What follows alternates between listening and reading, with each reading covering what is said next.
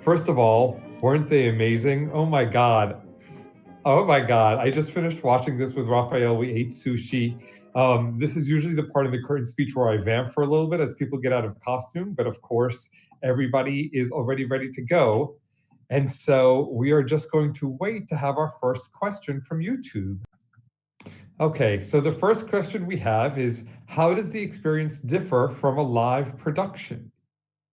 It's pretty similar, right? They want to hear from you. They don't want to hear from me. So chime in. You're the ones who just did it. I'll chime in. It's Darcy, your microphone is off, or no, it's my volume is off. You're fine. Oh, good. Phew. It's super different from a live performance, obviously. We're looking at a camera, so there's very little feedback for us as actors. I can't see the actors that I'm working with, and obviously there's no energy from the audience, so it's a very odd experience, one that I'm super grateful to have had. I feel like it's this odd new skill set that we're kind of honing, and it feels to me like this new way of getting theater out there is born of this, and that's a cool thing, and I'm happy to be a part of it. And Darcy, you have a lot of film and TV experience also, and of course you run a school for children in Ithaca working on film and television. Mm-hmm. So is it different than doing film and TV? Yeah, it's really different from doing film and TV too, because while on film and television, you're not getting that energy from the audience, you are getting a connection to your fellow actors or the environment that you're in. And so much of your energy is spent pretending that the camera is not there. So it's very weird to just be like really embracing the technology instead of trying to like shut it out. It's really weird. Great. We've got our next question already. What did you like best about this new format? Cynthia? I was about to say that I didn't have to leave home, but because my internet speed wasn't fast enough, I actually am in the Hangar offices right now. So, but I've done other, working in the Zoom format. I'd say one of the things is that the commute is a piece of cake. It's literally, take a shower and go into whatever room you have the camera in. So I'd say the commute was, although this commute was fun too, because I actually got to leave the house. So it was like, yay. Yeah, of course. I thought something interesting about this format too was that I felt a little bit less autonomy over what I was doing. In this format, there was actually more teamwork and more reliance on each other, because you're not just standing in the wings listening to your cue and then going. There's a bunch of different factors that are affecting when people are entering, and you're really looking around, seeing what your fellow castmates are doing and adapting to that live. So I thought it was very strengthened my sense of teamwork, I thought. That's great. One of the things that I forgot to mention in the curtain speech was that this entire company of actors are from the Ithaca area. And we decided to do our first play this season that way because so many of them wrote me personally when all of this started and said, what can I do? How can I help the Hangar? And I wanted to share that and to share that I'm sure you recognize many of them. Sandrine, of course, has been a member of our Young Professional Company and won the Tom Niederkorn Award this year for excellence in artistic achievements. Cynthia was Mama and Raised Into the Sun for us. Miles is an alum of our lab company and was Jack in Into the Woods, and Stephen was in August Osage County. And this is perhaps a nice time to segue to the next question, which is, in this post-apocalyptic time we are in, post-apocalyptic or in the middle of the apocalypse, it's so hard to say, what was it like to do this play, and did it strike a personal note? Yeah, it did. It did strike a personal note. I think I'll just speak for myself. I know people who have been stricken with COVID-19. a family member, my husband's uncle, passed away. He's a doctor in Cameroon, and he was exposed to numerous patients. So he passed away from COVID-19. And the fact that this play is happening in this play, everything that's occurring is happening worldwide, is very in tune with what's happening right now. And yeah, very personal. That's amazing. Stephen, did you want to talk about a little bit about like what personal notes the play struck with you? Yeah, thank you. I did. I was always struck by how he he brought it into the home, the home, like that beautiful speech that Mrs. Anthropos has about the fact that this house exists is that's worth us continuing to. I mean, it's such, it's not, he's not talking about the Eiffel Tower. He's not talking about any of the technological advances. He's not talking about Zoom. He's just saying that our ability to create a family and an organization, or, a community around the family, that always really resonated for me. We live now in bubbles. I mean, that's actually a term, your bubble, this bubble, can you merge bubbles? You're allowed to have 10 people in your bubble and I have spent the last, whatever it's been, 3 or 4 months, very closely in with my bubble, which I appreciate, of course, but there is a strong, for me, connection to what he was talking about. It's a beautiful play. Yeah. Thank you, Stephen. That's beautiful. We have another question, which is, do you have any tips for other actors doing virtual productions? Because we are all pioneers in this new form. And Miles, we haven't heard from you yet, so I'm going to. Yeah, the most exciting part of this for me was the strong reliance on imagination that is just absolutely required of each artist working on the piece. Because when you're doing live physical theater, of course you have information all around you that's constantly feeding you material and context for the scene. But for something like this, you really have to go all in and imagine each circumstance and how it's affecting you in each moment.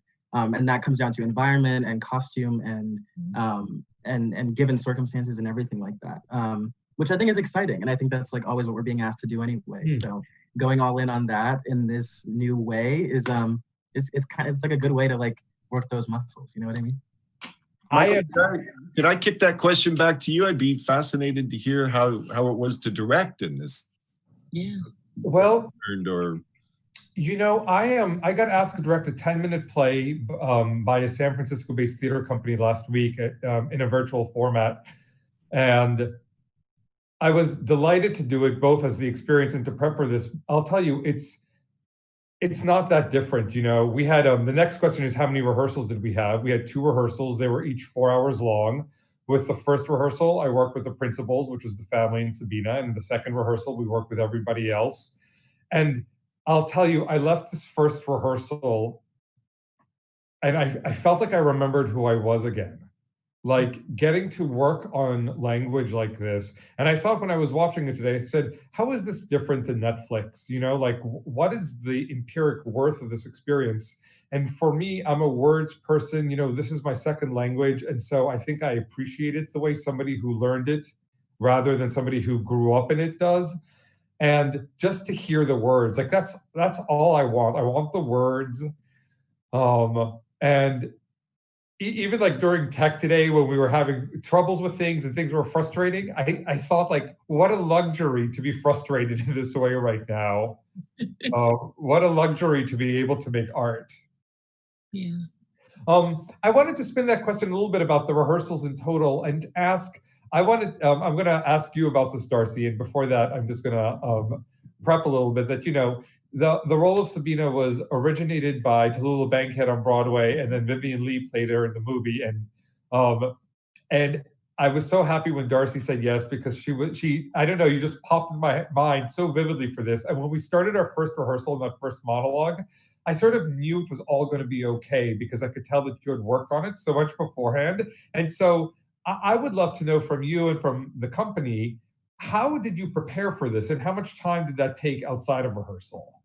I think I was motivated by deep and sheer terror. And I did, like, of course, I'm used to preparing. I like to prepare with a script and do my work before I show up to a first rehearsal. So I just kind of tried to do that work, the same work that I would do for a live production, you know? Right, but it's a lot of prep for an 8-hour rehearsal process. Yes. Like the proportion of it is intense. Yes. I will say that I felt grossly unprepared, but it was part of the experience of, like, you know, like Miles was saying, just going all in and kind of taking that leap and that advice of, like, you are not going to know how this turns out. There are so many variables, but there are also so many variables in any creative endeavor you embark upon. Totally. It's all about risk, right? These are just different, they're risks that look different, but it's all the same shit, you know? It's totally, totally true. And I remember, like, after one moment of rehearsal, after like one harrowing moment, I told Raphael, I was like, I'm terrified it's not going to be any good. And he's like, you always feel that way. And I was like, oh yeah, that's right. You know, like, it's so comforting. So true. There's always that moment, always, where you're like, this is not, it's not going to work. We should just all go home. And then it works. And how about the prep for the rest of you? What was the prep like? I thought there were so many wormholes to get down when it came to sort of investigating the religious allusions in the play. I mean, there's just so much religious symbolism in it. And personally, I wasn't raised religiously, so I learned a lot in the process of sort of reading this play. And then when I reread the play after doing that research, I mean, it was a different play. Yeah. Afterwards. So that was my experience. And also just reading it. I watched the movie, brilliant, so great. I know. The next question is, what are you looking at while you perform, and who controlled who entered? And I wonder, Vicky, not to put you on the spot, but do you want to hop on a little bit and represent our extraordinary backstage crew? This is Hi, everybody. Hey, Vicky, do you want to tell us a little bit about how you called cues and had entrances and exits for people in the show? Sure. So hi, I'm the production stage manager. This is what we look like when we're not in the dark. This was tricky. This was an interesting way to do a production for me, given that we were on Zoom and using this platform. So what we did was we would have everyone turn their camera and their video off. And in my calling script, which you all can't see, but it's a huge document, I've got all of my cues laid out for sound, slides, and everyone's entrance and exit is marked. So when I wanted them to enter, I would send them a request to turn on their video and turn on their audio. And then when indicated in the script, because the actors are also following along with their script, they would hit accept and you would see them pop up on the screen. When it was time for them to exit, I would simply turn their video and their audio off until it was time for them to come back. Vicky, I have to tell you, I was watching the show and composing in my mind the email I was going to write you about what an incredible job you did today. Thank you. Thank you. This was so much fun, you guys. Congratulations. And you know, I'm thrilled to be able to incorporate you, because during normal talkbacks, I think to myself, you know, we should be having more representatives from the rest of the production. And this experience reminded me what a collaboration it is from the actors and the, you know, the slide designers and Ithaca College. I wanted just to give out a shout to them. We have an extraordinary Chrissy, who works in media over there, has volunteered her time to help us figure out how to do this. And besides for being our partner in the arts, we're so grateful for that collaboration. Thank you. Okay, I'm going to do 2 more questions and then I think we'll wrap it up. Let me ask the company, what were your favorite moments of the show?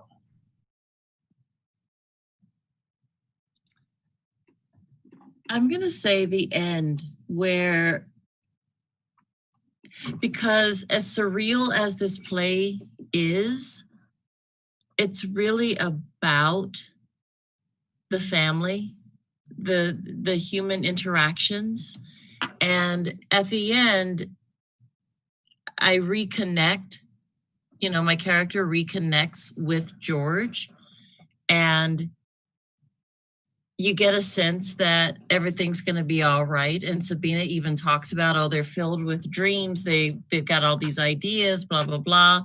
And yeah, you can say that the cycle's going to start over again, but some different things happen to that family in the process of this play. And things aren't going to be it's not going to be the same cycle again. And I think Maggie realizes that. That's beautiful, Cynthia. I think I enjoyed doing it. I love the rehearsal process, the preparation for it, reading the play, doing some research, trying to understand, because the play, in the first read, the play seems disjointed. It's kind of awkward and clumsy, and you're like, well, and then as you start to listen and hear it, you go, this guy's genius. This guy's really a genius. It's just, he knows so much about exactly, I don't know how he pulled it all, because it was so much. And yet by the end of it, I know that I was there because of what happened in the beginning. And the whole thing was quite a remarkable voyage. So I guess that's what I enjoyed about the play tremendously was his subtlety and his ability to pull us. Yeah, it's a really resonant play for me. In the Zoom experience, I especially loved the meta-theatrical moments. There was something about them that were just so playful. And there's that moment where Sabina says, now that I'm hearing it, it's making a little more sense. And it's exactly in the moment as an audience member when I think to myself, oh, now that I'm hearing it, it's making a little more sense. Yeah, Sabina. Oh, I was just going to say that I also love the moment where we bring in the ushers and they say those gorgeous words so poorly, but then we get to hear them again.